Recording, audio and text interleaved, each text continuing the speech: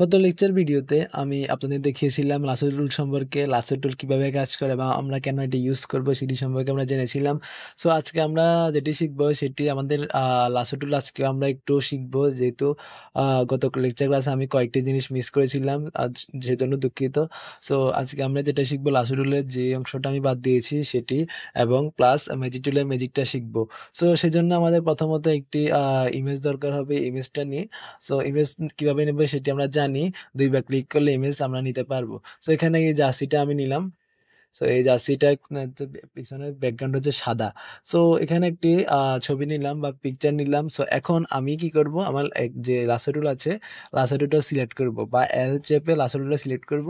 So এরপরে আমি এখানে একটি লাসো টুলের মাধ্যমে একটি সিলেকশন অবজেক্ট বানাবো।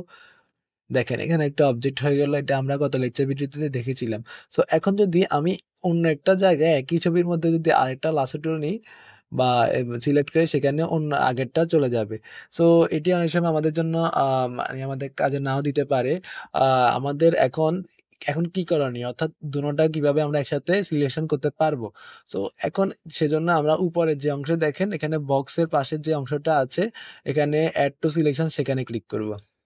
সো ক্লিক করার পরে আমি যদি এখানে ধরেন সিলেকশন বানাই সরি, আরেকটি সিলেকশন এটার পাশে বানালাম। দেখেন আগেরটা কিন্তু রয়ে মানে থেকে গেছে। সো দুইটা দেখছেন মানে যোগ হয়ে গেছে। সো এটি হচ্ছে আমাদের লাসো টুলের এটির কাজ, যে অ্যাড টু সিলেকশনের কাজ। এখন যদি আমি এই দুইটা একসাথে গ্রুপ ভিত্তিকভাবে কেটে ফেলবো বা ডিলিট করবো, সেজন্য সাবস্ট্রেক্ট আমার একটা এখানে আছে অপশানে, সাবস্ট্রেক্ট ফ্রম সিলেকশন। এটাতে ক্লিক করার পরে আমরা যেগুলো মানে কেটে ফেলবো সেগুলোতে আমরা এটি সিলেক্ট করবো। যখন আমি পুরোটা কেটে ফেলবো, যে সিলেকশনটা সেটি কেটে ফেলবো। সো অটোমেটিক এটা নো পিক্সেল সিলেক্টেড, ওকে। সো এখানে আমাদের এটির কাজ হচ্ছে মানে সাবস্ট্রেক্ট করা বা রিমুভ করা। সো এরপরে এই যে পরের অংশটা আছে সেটি হচ্ছে আহ, আপনাদের দেখালে আমি বুঝাতে পারবো। সো এখানে আমি একটা সিলেকশন নিব। সো এরপর নিচে দিয়ে আরো একটা সিলেকশন নিব। এখন দেখেন এই দুই সিলেকশনের মাঝখানে যে অংশটা হয়েছে সেটি এখন আমরা মানে দেখতে পারবো। দেখছেন সুন্দর করে চলে এসেছে। সো এটা মোছার জন্য রিমুভ করার জন্য কন্ট্রোল ডি চাপলে অটোমেটিক রিমুভ হয়ে যাবে। সো আশা করি বুঝতে পারছেন যে এগুলোর কাজটা কি, মানে কিভাবে এগুলো কাজ করে। সো এটি ছিল লাসো টুলের যে মানে আমি ওই দিন দেখেই নেই 3 নম্বর গত আমার লেকচার ভিডিওতে। সো এরপরে আজকে আমরা যেটি দেখবো সেটি হচ্ছে ম্যাজিক টুল। সো ম্যাজিক টুলের জন্য আমি আরো একটি পিকচার নিই। ধরেন এই পিকচারটা নিলাম, ফটোশপে এই পিকচারটা। সো এখন আমি এখানে ম্যাজিক টুলের কাজটা বলবো বা শিখাবো। সেটি হচ্ছে প্রথমত, ম্যাজিক টুল হচ্ছে এমন একটি টুল যেটি আপনি যেটি একই কালারের বা একই রঙের বা একই পিক্সেলের রঙগুলো রয়েছে সেগুলো একসাথে সিলেক্ট করে ফেলেন।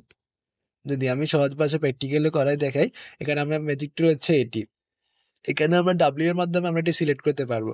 সো এখানে ম্যাজিক ওয়ান টুল, এখানে আমরা যদি ক্লিক করি, এখন এই যে সাদা অংশটা দেখতেছেন সেটি অটোমেটিক, এখানে যদি আমরা সাদা অংশের উপর ক্লিক করি সেটি অটোমেটিক সাদা অংশ পুরোটাকে সিলেক্ট করে ফেলবে।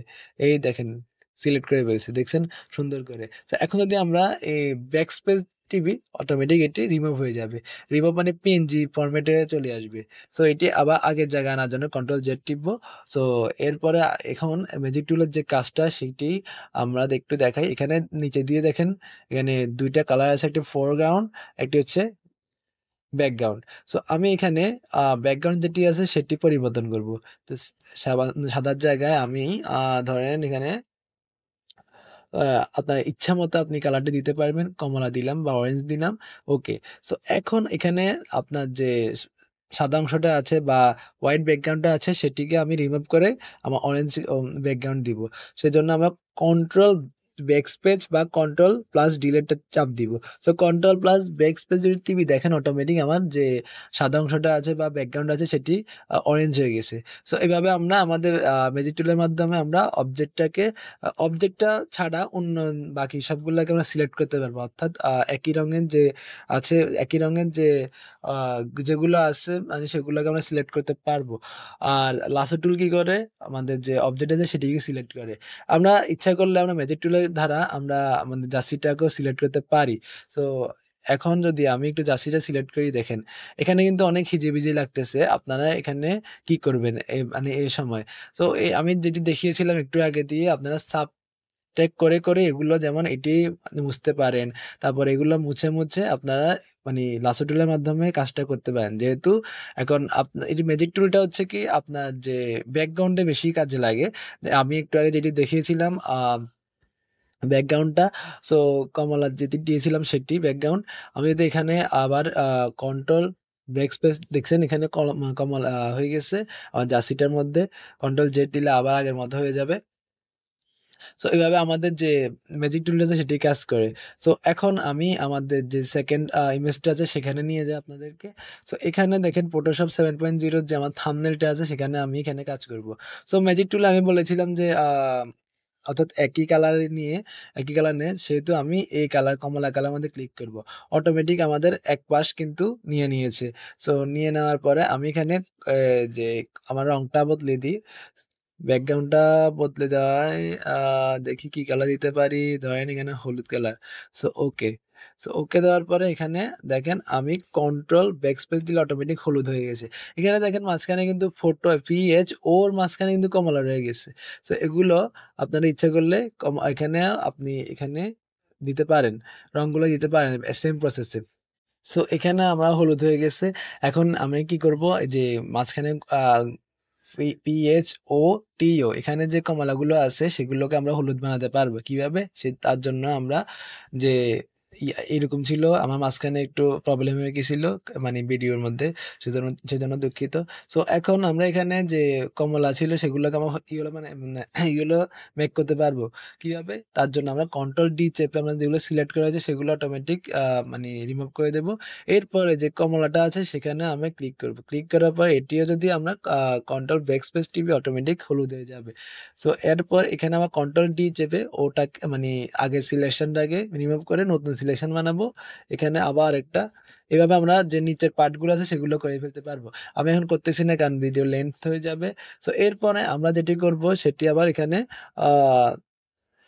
কন্ট্রোল যেটি আছে কন্ট্রোল ডি চেপে এখানে মানে আগে সিলেকশনটা রিমুভ করে নতুন সিলেকশন বানাবো।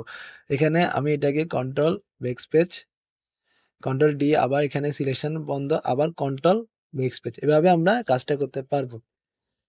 কন্ট্রোল ডি, এখানে আবার কন্ট্রোল ব্যাকস্পেস, দেখেন ইয়েলো হয়ে গেছে।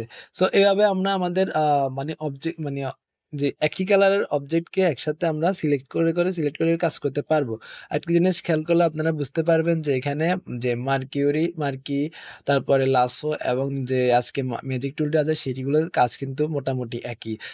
অবজেক্টটাকে সিলেকশন করা, যেটি হোক, যে একই রং হোক বা মানে একটি অবজেক্ট হোক বা পুরোপুরি অবজেক্টটা হোক, সেটি মানে কি বলে সিলেকশন করা, এই তিনটার কাজ কিন্তু একই।